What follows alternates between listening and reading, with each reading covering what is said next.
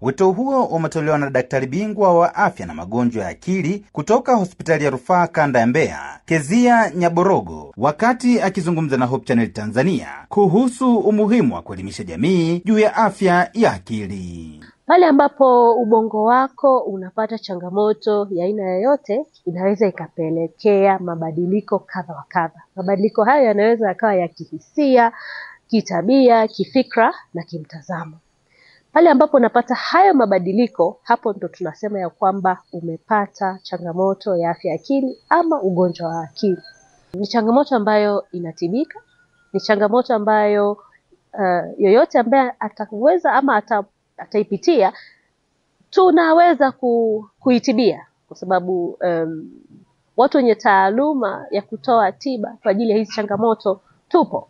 Kuna namna ya kitofauti, yani labda mara nyingi huwa inahusishwa na masuala ya kishirikina, lakini sivyo. Hizi zote ni dalili ambazo zinaonyesha ya kwamba mtu amepata changamoto ya ugonjwa. Hapaswi kunyanyapaliwa, hapaswi kuonwa katika namna ya tofauti. Changamoto ya ugonjwa wa akili ni changamoto ambayo yoyote yule anaweza akaipata. Baadhi ya wananchi wamesema kuwa elimu zaidi inahitajika vijijini na mashuleni ili kusaidia jamii kutambua mapema dalili za matatizo ya afya ya akili na kuchukua hatua stahiki. Ukifuatilia zaidi ni msongo wa mawazo unaweza kusababisha afya ya akili. Aidha msongo wa mawazo kutokana na kupoteza ajira au kufiwa na mtu waliokuwa wa karibu au matumizi mabaya ya vilevi. Wizara ya Afya ingekuwa inajitahidi kupita kwenye hizi mitaa,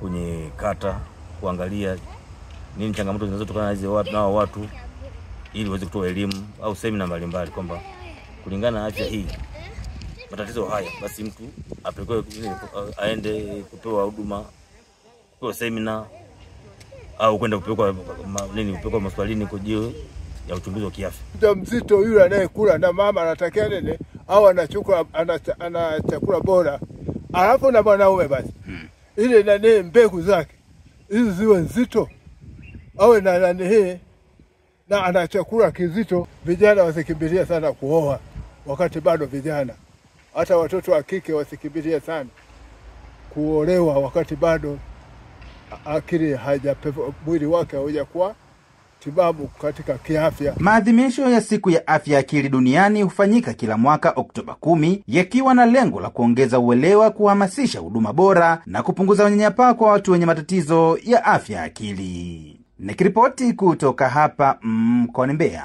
Samuel Mpogole, Hope Channel Tanzania.